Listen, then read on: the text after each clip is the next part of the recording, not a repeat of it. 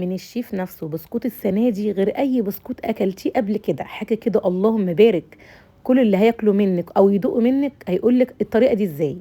حاجة كده اللهم بارك، دايب دوبان، اللي هو يعني يسقسق كده في كوباية الشاي باللبن، حاجة كده سكر. يلا نبدأ بسم الله كده ونصلي على الرسول. انا النهارده هستخدم 2.5 دقيق بس، هسيب لكم مقادير كيلو.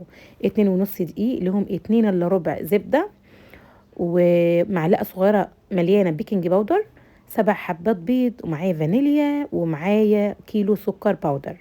هنا بس هشيل 4 معالق كده من الدقيق، وهحط بدلهم 3 حليب باودر، وكمان معلقة من الكاكاو. بس هنخلي الكاكاو في الآخر خالص، اللي أنا هخلطهم كده على حتة عجينة أخليهم يعني بالشوكولات بني.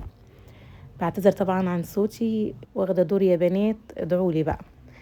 خلاص كده زي الفل. هنزل كده الاول في العجان، او على ايديكي اي حاجه بقى ايه مجهزه عندك.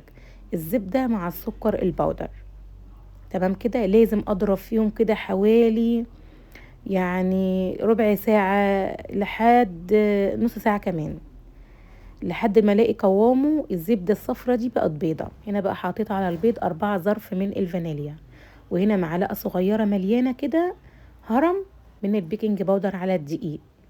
هنا بصوا بقى الكريمة اهيت، الزبدة انا عايزاها تبقى كريمة جدا جدا وهشة كده، ولونها وقوامها بقى فاتح جدا. بصوا هنا بنزل الحاجات اللي على الاحراف وبرجع تاني اضربها.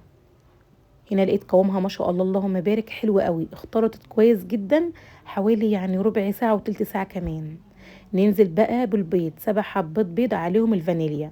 اول ما البيض يتوه معايا اوقف ضرب على طول، بلاش تضربي كتير في البيض. خلاص كده اوقف بقى زي الفل.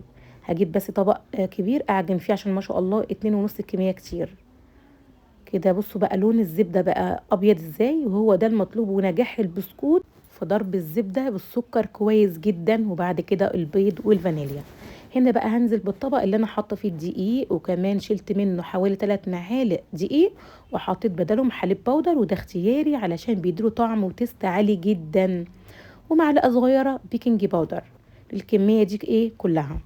لكن لو كيلو واحد دقيق، مثبته كده في اول التعليقات كميه او المقادير بتاعه كيلو واحد بسكوت، اللي هو كيلو دقيق ليه ايه، تمام كده. لكن دي الكميه دي كلها 2.5 من الدقيق. واخر حاجه كوبايه لبن، اللي هو حوالي 250 جرام، كوبايه لبن عاديه خالص من التلاجة. خلاص اوقف عجن، بلاش العجن الكتير. العجينه تحسها هشه قوي قوي، في ملمس ايدك كده تحسها ان هي كريم شانتيه زي الفل. هي بتريح وبتشد تاني على فكره، تمام. تحس ان هي طريه قوي، عادي سيبيها ما تحطيش اي دقيق تاني، هي بتشد معاكي اصلا تاني. اول ما تهدى شويه تحس ان شدت بقى العجينه معاكي على طول كده. في اكياس حلواني، وبنعمل الشكل القمر ده او اي شكل يعجبك. بالنسبه ده يعني مقادير بسكوت الزبده بالكيس. لكن بسكوت المكنه برضو سايباه عندكم للكيلو. يعني عندكم في اول التعليقات بسكوت الزبده اللي انا عملته معاكم دلوقتي، اللي هو مقادير الكيلو، وكمان عندكم مقادير الكيلو بتاعه المكن، تمام كده. ده بيختلف عن ده في كميه الزبده. زي الفل. التسوية على درجة حرارة 160 من تحت الأول، وتاخد لون خفيف جدا رايق. أشغل الشواية وكل شوية أضير الصينية.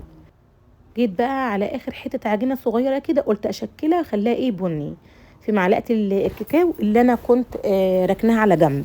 طبعا بدلتها بمعلقة دقيق، يعني بشيل منها معلقة دقيق واحط بدلها ايه كاكاو قبل ما ايه معجن. خلاص كده سويت البسكوت. طبعا على طول بترصي الصاجات بتاعتك وتسوي كده على طول. والله العظيم هتقولوا شوية بسكوت يا أسماء ما أكلناهمش أصلا يعني في حياتنا. حاجة كده اللهم بارك، بألف هنا وشفا، كل سنة وانتم طيبين.